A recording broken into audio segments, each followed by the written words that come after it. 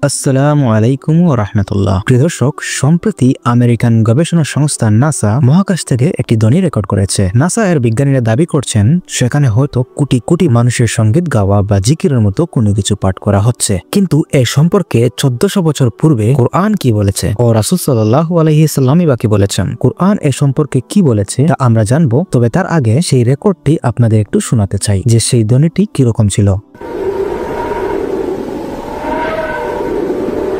প্রিয় দর্শক, 1400 বছর পূর্বে এই বিষয় সম্পর্কে রাসূল সাল্লাল্লাহু আলাইহি সাল্লাম এই শব্দের পরিষ্কার বর্ণনা দিয়েছিলেন, যেটি এখন নাসার বিজ্ঞানীরাও প্রমাণ পেয়েছেন। রাসূল সাল্লাল্লাহু আলাইহি সাল্লাম যখন মেরাজ থেকে ফিরে আসেন, তখন সাহাবীগণ রাসূল সাল্লাল্লাহু আলাইহি সাল্লামকে জিজ্ঞেস করেন, হে আল্লাহর রাসূল, আপনি মহাকাশে কি দেখে এসেছেন? একথার উত্তরে রাসূল করিম সাল্লাল্লাহু আলাইহি সাল্লাম বলেন, আমি যা দেখেছি তা তোমরা দেখো না ও আমি যা শুনেছি তা তোমরা শোনো না। এবং তিনি বলেন, মহাকাশে 4 আঙ্গুল পরিমাণ জায়গাও খালি নেই ও সেখানে প্রচন্ড কাঁপুনির শব্দ হচ্ছে। সেখানে প্রতিনিয়ত ফেরেশতারা আল্লাহর জিকিরে ও সিজদায় নিমজ্জিত রয়েছেন। প্রিয় দর্শক, কাবাগরের সোজা বরাবর মহাকাশে কিন্তু বাইতুল মামুন রয়েছে, যেটিতে প্রতিদিন 70,000 ফেরেশতা কাবাগরে যেমন মুসলমানরা তাওয়াফ করে, ঠিক তেমনি 70,000 ফেরেশতা সেখানে তাওয়াফ করেন। আর যারা একবার বাইতুল মামুন তাওয়াফ করার সুযোগ পান, তারা আর কশ্চিনকালেও তাওয়াফ করার সুযোগ পাবে না। একবার চিন্তা করুন যে মহান আল্লাহর ফেরেশতা সংখ্যা কত হতে পারে। মহান আল্লাহ তাআলা কুরআনুল কারীমে উল্লেখ করেন, লা ইয়ালামু জুনুদা রাব্বিকা ইল্লাহু, অর্থাৎ আল্লাহর সেনাবাহিনীর সংখ্যা কত